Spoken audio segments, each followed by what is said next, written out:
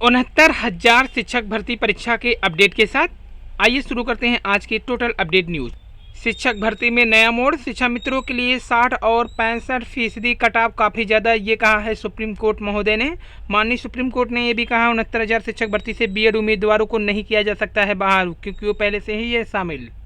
Cut off matter पे आज bench की सुनवाई नहीं होगी, जज साहब आज नहीं बैठेंगे, इसलिए सुनवाई की संभावना अब सोमवार को। पीसीएस के इंटरव्यू में भी छाया रहा कोरोना का मैटर। पहले दिन साक्षात्कार के लिए बनाए गए थे 5 बोर्ड, पांचों बोर्ड में कोरोना पर ही पूछे गए प्रश्न सबसे अधिक। कोरोना पर पूछे गए प्रश्नों में कोरोना अभी तक कंट्रोल क्यों नहीं हुआ, ये इंटरव्यू 2018 का पीसीएस से संबंधित है। तो इस पर आज बोर्ड ने सोशल डिस्टेंसिंग का पालन करते हुए पूरी तरह से इंटरव्यू जारी रखा। और बड़ी खबर ये भी है कि अगर स्पेनिश फ्लू जैसा सितम ढाएगा, कोरोना नहीं रुका, तो कोरोना ना रुकने पर जो सितम होगा वो बिल्कुल स्पेनिश फ्लू के जैसा ही होगा। तो सितंबर तक का इंतजार। तो माननीय सुप्रीम कोर्ट ने कहा है कि शिक्षा मित्रों के लिए 65% अंक का कटाव बहुत अधिक होने से उनको लाभ नहीं मिलेगा। कटाव अधिक होने से शिक्षा मित्रों को नहीं मिल पाएगा वेटेज का लाभ। भर्ती में बीएड को शामिल करने के विरोध से भी सहमत नहीं दिखा कोर्ट।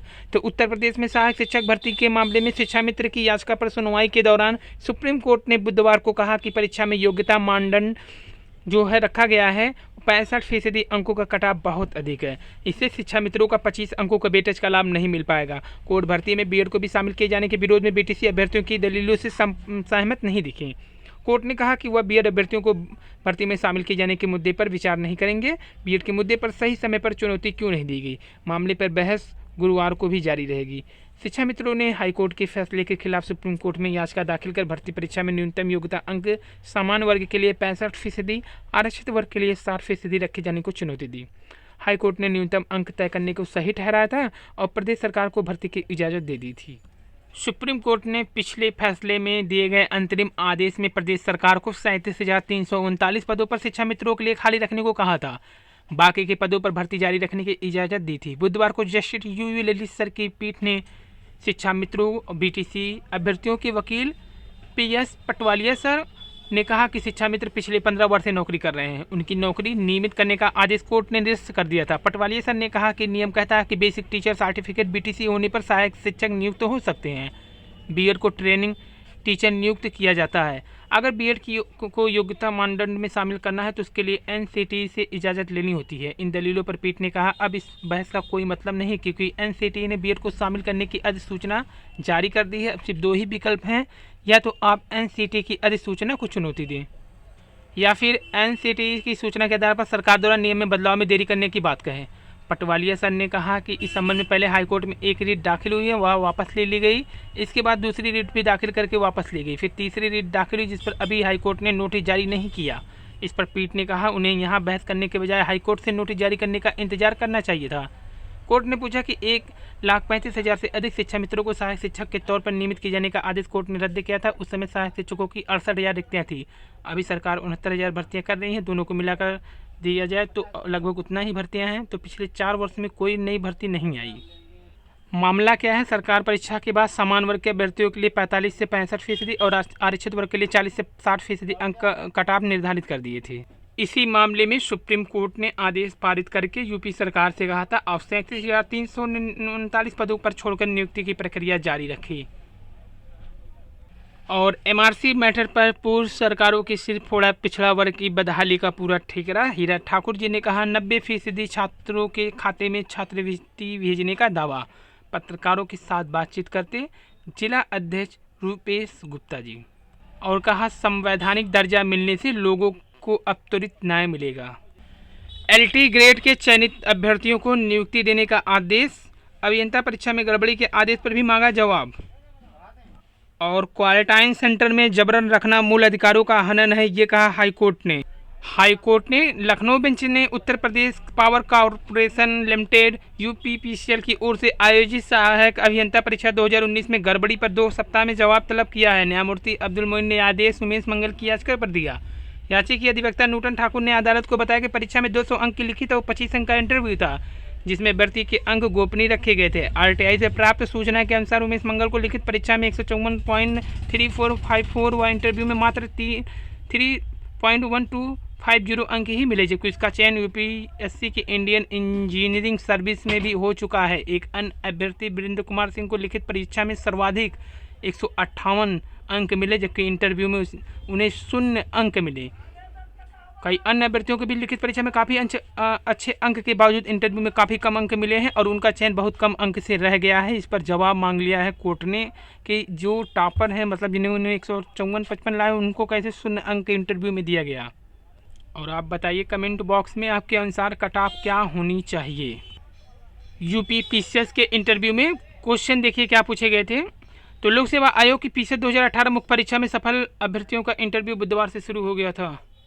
तो इंटरव्यू के लिए 5 बोर्ड बनाए गए थे। एक बोर्ड की अध्यक्षता खुद आयोग के अध्यक्ष डॉक्टर प्रभात कुमार ने की। प्रत्येक बोर्ड में 4 सदस्य शामिल थे। हर बोर्ड में कोरोना छाया रहा। कोरोना को लेकर कई तरह के क्वेश्चन पूछे गए।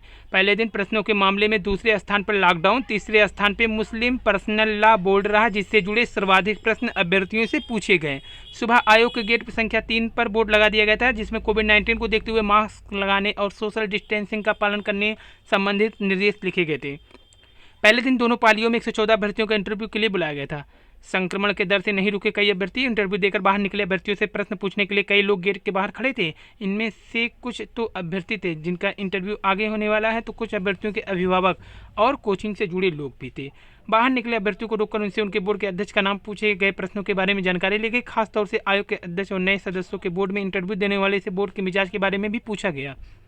इस दौरान कई अभ्यर्थी कोरोना संक्रमण के डर से बिना बात किए वहां से चले गए।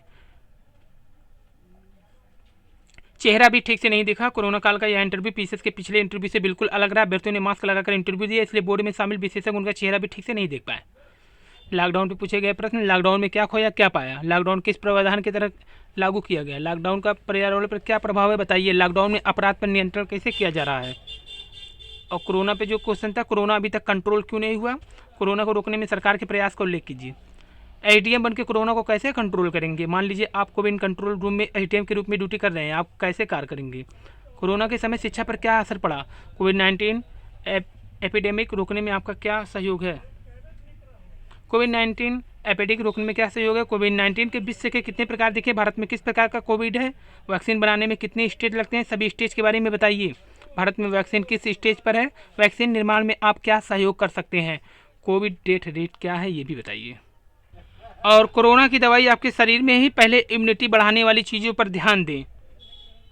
शरीर की इम्यूनिटी बढ़ाने वाली चीज़ें व्यायाम है, घर का शुद्ध भोजन है, आंवला है, किसी रूप में खाएं, फल खासकर खट्टे फल, हरी सब्जियां, दाल, गुड़, शुद्ध तेल कोई भी रिफाइंड छोड़ करके, तुलसी की पत्ती, आयुर्वेदिक पेय पदार्थ पिए, दूध, दही और मक्खन इत्यादि। घटाने वाले में मैदा है।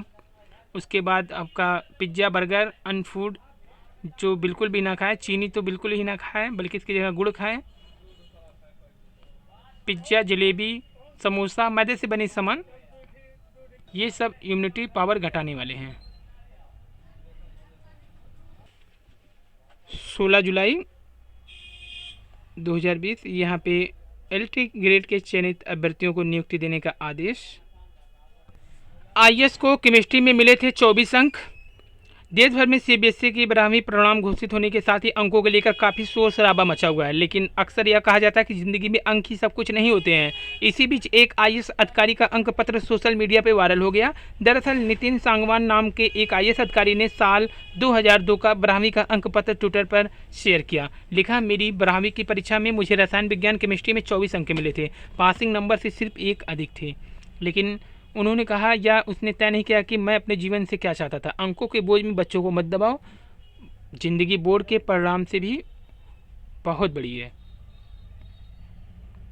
तो जिंदगी बोर्ड के परिणाम की तुलना में बहुत बड़ी है। परिणाम को आत्मनिरीक्षण के तौर पर देखें, आलोचना के लिए नहीं। सांगवान का यह ट्वीट वायरल हो गया, जिसे 35,000 से अधिक लाइक और 9,000 से ज़्यादा रिट्वीट मिले।